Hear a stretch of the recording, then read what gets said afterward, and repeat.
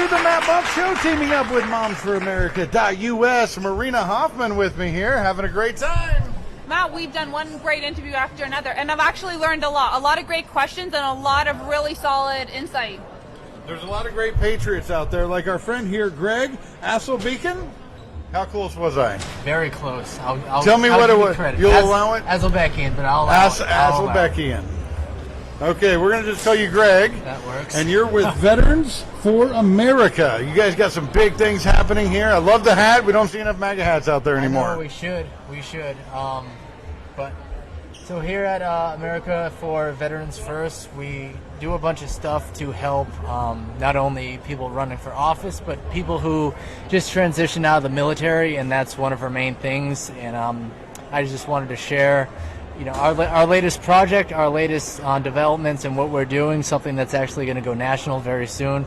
Something that got approved by some well-known people in the political world. And I'd like to take the time to discuss that with you and your viewers. Yeah, that would be great, because I heard Eric Trump's name mentioned. Absolutely. There's a lot of good people behind this. And we do need to take care of our veterans. Absolutely. Especially when they come home from some BS conflict that we sent them to. Yeah. That's the least we can do. Absolutely. And we're not doing enough in America to protect our veterans at all. And I see Jonathan Richards. Is he part of you guys? No, he's with Born to Ride for 45. Yeah. I know Jonathan. He's a good guy, though. Yeah.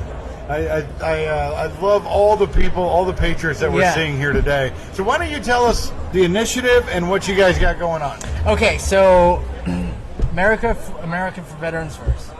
Or I'm sorry, Veterans for America First. We have recently brainstormed this idea of, hey, we've been helping a lot of veterans with jobs. We've been helping a lot of America First candidates getting to Congress, getting to win their local races. We needed to also branch out to people who are recently getting discharged, and when they're in the private sector, they need to find their places of worship. So we're sitting down. We're kind of like, how are we going to do this? And then it just hits them. We're like, let's launch our own. Let's launch something called a Pastor Corps, and let's run that by some people, some well-known people, and see what they say. See what they think of it. See if that's a good idea to pursue. If it is, then we'll go for it. So about a week and a half ago, some of our team members were in Virginia for an event which was attended by some well-known political figures, including the president's son, Eric. And they actually met with Eric, and they discussed it with Eric, and Eric Trump loved it. He loved it. He was like, yes, I'm all for it. Go for it. And that's great. So we launched something called the Pastor Corps.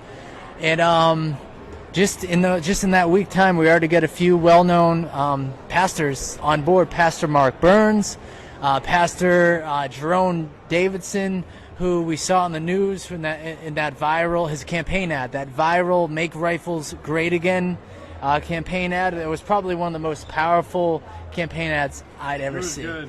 And also Father Adelman.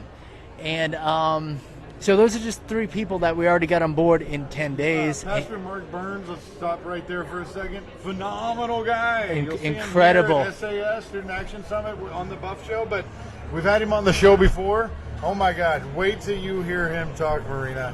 He is one powerful dude. Great guy, great energy. Yes. And somebody like that, that's exactly who we need. Anybody can do it, anybody can run it, but it takes a certain somebody with that kind of energy, with that kind of mainstream face, with that kind of audience, with that kind of passion. And I mean, he's 4 for 4 in all those boxes. So Pastor Mark Burns was the first one to agree to do it, and we were very happy to get him on board. And so it's still developing, but we're trying to branch out nationwide, all across the country. How can people help?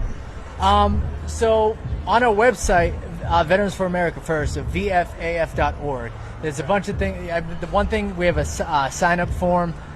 You can volunteer to help. If you are a pastor, you can reach out to us. If you want to get interested, if you're interested, you can reach out to us. We'll help set you up. Our Facebook page, Veterans for America First. We just hit 310,000 followers, so we have a good audience on there.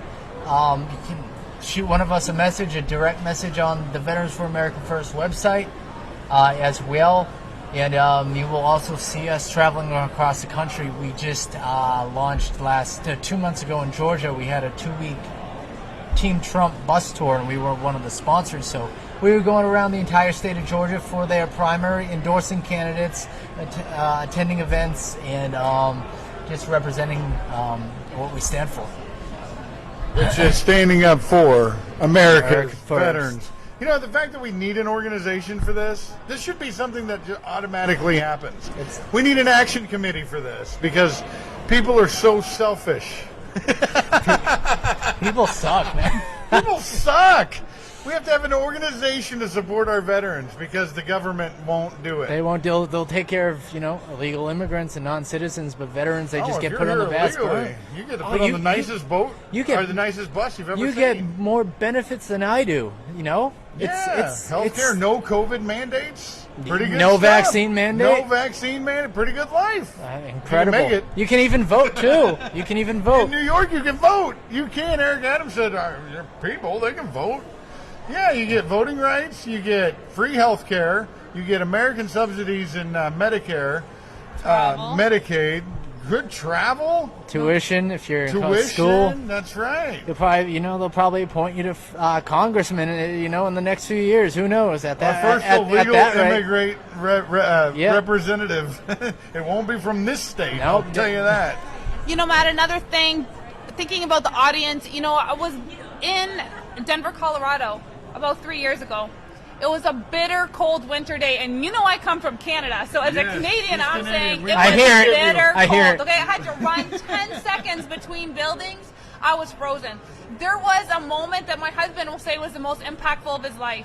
There was an overweight gentleman in a wheelchair, no legs, no arms, no limbs. He had a pile of pencils on his lap, selling them for 25 cents. So I think we do need to reach out to groups like this and help them. And also, Matt, be willing, 2 things, in a big way, to be the people who will hire the veteran. Who will say, yes, this person may not show up on time sometimes because they're having a hard time.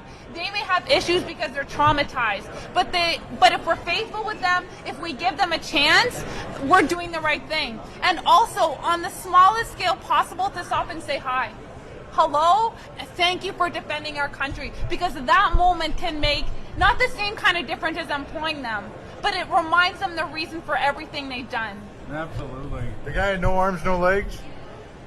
It was heartbreaking, Matt. How did he sell pencils then? They were sitting on his lap, the pile of them. So there's a trust thing. That's just take awful. it 25 cents just 3 years ago. That's completely awful. So these are the guys you're helping. Absolutely. People that just need somewhere to look to for help. I mean, in the military, you got chaplain, you got your resources, but when they get you your DD-214, you're kind of just thrown out in the street, and then you're just like, where do I go? And it could be an empty feeling. It could be very, very empty, very deflating, and we don't want the people who signed their life away to the government coming back after everything they've done. Some people just do 4 years, some people do 6, some people do 10, some people do the whole 20. Yeah. But it doesn't matter how long they do. It's just that transition period. It's like these people. It's almost like when someone serves a bit in prison and they get out and they don't know how to function because everything's so different. You got your phones, you got everything's all digital. A lot of prisoners in interviews say they had it easier in jail, and while it's not the same with veterans, there's some similarities. I bet there's a good amount of people that are out thinking that they had it.